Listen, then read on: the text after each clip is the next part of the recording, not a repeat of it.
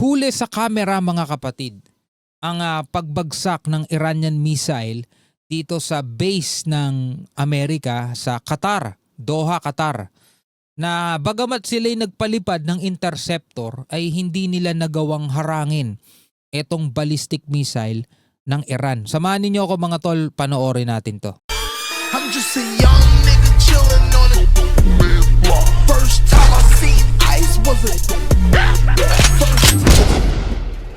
Alright, magandang araw sa inyong lahat. Welcome ulit sa ating bagong video, reaction, review, commentary, opinion, criticism at kung ano-ano pa. So manonood ulit tayo ng balita mga kapatid mula rito sa Times of India. At magbibigay lang po tayo ng reaction. Again mga tol dun sa mga nagsasabing fake news. Kung ayaw ninyong maniwala sa balita, wag na lang kayong manood ng balita kasi ito talaga yung laman ng balita ngayon. Binibigyan lang natin ng reaksyon. Binibigyan lang natin ng komentaryo. Sabi rito sa Times of India, ayan on cam. Iranian missile breaches US Patriot shield, hits Al-Udeid base in Qatar's Doha. Ibig sabihin mga tol, yung ballistic missile daw ng Iran tumama doon sa base militar ng Amerika at hindi nagawang salagin.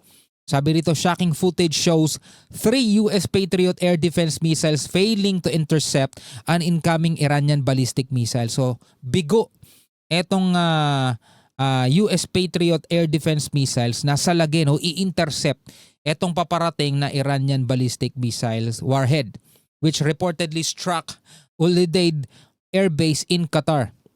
The video captures the interceptors launching in rapid succession, but the warhead appears to pass through and continue towards impact. Ngayon pag-usapan natin to mga kapatid, samahan ninyo ako bago natin to simulan. Huwag niyong kalimutan mag-subscribe. Click nyo na rin ang notification bell para ma-notify kayo whenever na may mga bago tayong reaction video tulad nito. Okay, huwag na natin patagalin pa. Panoorin na natin to mga tol. So etong lumipad na to, ito yung US Patriot Air Defense Missile.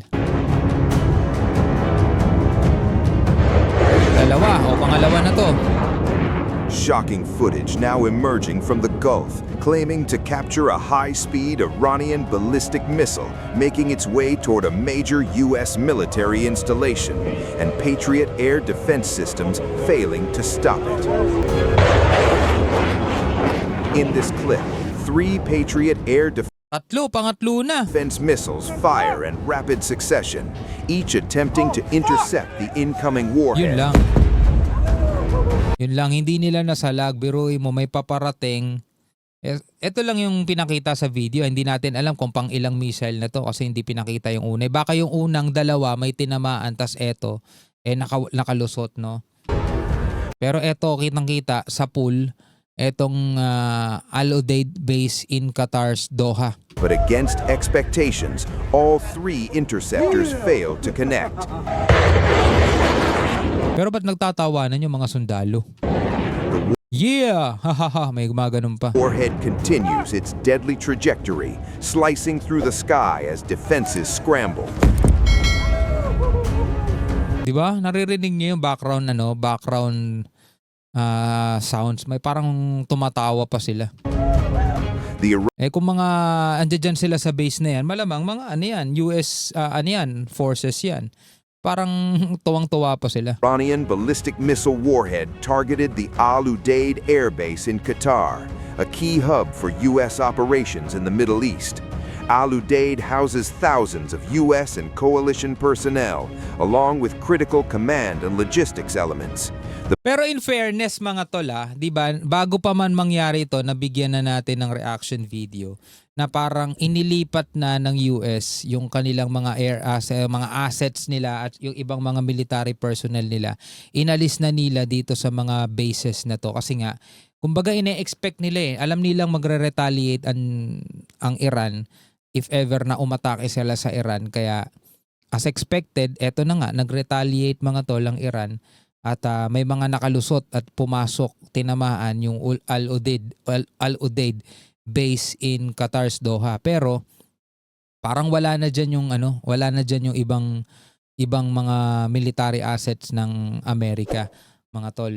The base has been central to American military efforts across the region. Al Udeid also came under Iranian attack last year in response to Israel and America's strikes that killed several officials and damaged nuclear sites in Natanz, Isfahan, and Fordow.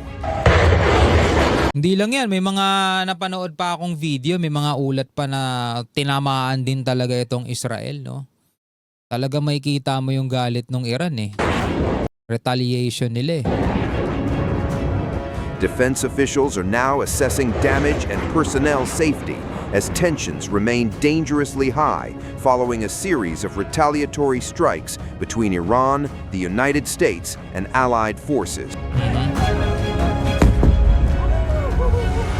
Diba?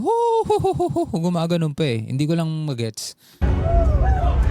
Iranian state television, IRIB, has released dramatic footage showing ballistic missiles being launched toward Israel and U.S. military bases across the region. The launches mark Tehran's thunderous retaliation after U.S. President Donald Trump declared that major combat operations had been carried out jointly by the United States and Israel inside Iran, an announcement that ignited one of the most volatile escalations in the region in years. According to U.S. officials, Israel targeted senior Iranian political and military figures, while American forces focused on degrading Iran's ballistic missile and nuclear infrastructure. Grabe, no? In response, Iran unleashed missiles not only toward Israel, but also toward U.S. bases across the Middle East, including installations in the United Arab Emirates, Qatar, Kuwait, Bahrain, and Jordan. Yung mga nabanggit na mga bansang yun, mga ano yun eh, mga Muslim country din yun eh. Majority din yung mga Muslim talaga eh, di ba? Kahit yung gobyerno nila dun yung halimbawa, yung Saudi Arabia, di ba? Muslim country yun eh. The retaliatory strikes sent shockwaves across the region, triggering air defense systems and raising fears of a widening war. Iran has struck Gulf states hosting U.S. military bases in the region. Pero ang target nila, yung mga US military bases, mga tol. Multiple explosions were reportedly heard in key cities of UAE, Qatar, Jordan, and Saudi Arabia. According to the Fars news agency, Iran has confirmed targeting Al Udeid Air Base in Qatar, Al Salem Air Base in Kuwait, Al Dathra Air Base in the UAE, and one more base in Bahrain. Bahrain, UAE, Kuwait, Qatar, di ba? Lahat yan. According to May mga US bases dun. AFP, Abu Dhabi and Doha reported blasts hours after Israel and the U.S. conducted joint attacks on Iran. President Trump, in a video address, urged Iranians to take over your government, calling the moment a turning point. But Tehran pushed back strongly. In an exclusive interview, Iranian Foreign Minister Abbas Araghchi said Iran is open to de-escalation and willing to talk, but only if U.S. and Israeli attacks stop immediately. Ito yung in-interview, nagpagulo din ng sitwasyon eh. Sabi niya kasi as far as I know. So ang pagkakaintindi ng mga ibang mga Pilipino rito is kumpirmado. Sabi niya kasi as far as I know, buhay pa daw no, si Khamenei. Eh ang as far as I know, sa madaling salita yun eh, yun lang yung alam niya, yun lang yung hindi siya sigurado. As far as I know, sabi niya ganun. Sa nalalaman ko, sabi niya ganun, sa nalalaman ko, buhay pa. Kaya marami tuloy naguluhan. Kahit na inano na, no, kumbaga kinumpirma na ng Iranian state media, may napanood pa nga ako, parang nire-report na nga yung ganun nga at nagbigay na nga. Kahit sa China eh, nireport na rin mga tol eh, yung pagkasawi ni Khamenei. Tapos si Putin nagpadala na ng ng tawag dito ng pakikiramay o condolences doon sa president ng Iran. Tapos ito'y nabalita na rin sa lahat ng mga media outlet. Pero eto nga ngayon mga tol, talagang tinotoo rin ng Iran na bagamat nasawi ang kanilang supreme leader, hindi sila papayag na basta-basta sumuko na lang. At pinaulanan nga nila ng mga missile etong mga base ng Amerika sa buong Middle East, no? Across the Middle East. Damay-damay na kahit mga ano pa yan, mga Muslim nation din yung iba katulad na limbawa ng mga nabanggit. UAE, Saudi Arabia, ano pa ba? Kuwait, 'di ba? Qatar, Bahrain, Jordan, lahat 'yan mga tol. Tapos Israel, syempre, Israel lang atang hindi ano doon eh, hindi Muslim country doon eh. Ba yung Israel, talaga dami ding tinamaan doon. Well, hindi natin masisisi Iran mga tol, sa totoo lang ha. Kasi sa gera, ganyan talaga. Ganyan talaga. Inatake Iran eh.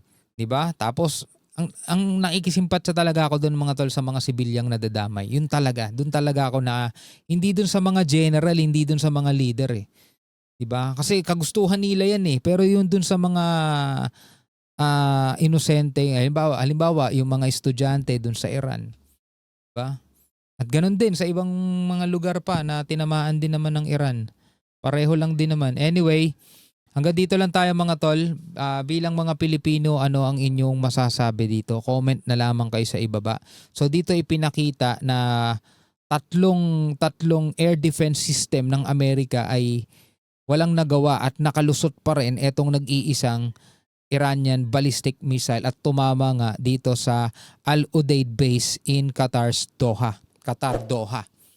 Ano masasabi ninyo dyan? Comment na lamang kayo sa ibaba. Sana magwakas ito at sana hindi na lumala. Sana magkaroon na ng panibagong pag-uusap sa panibagong leader para hindi na dumami pa ang mga casualties, no? Hanggang sa muli mga tol, ako nga pala si Shobaldi. Peace out.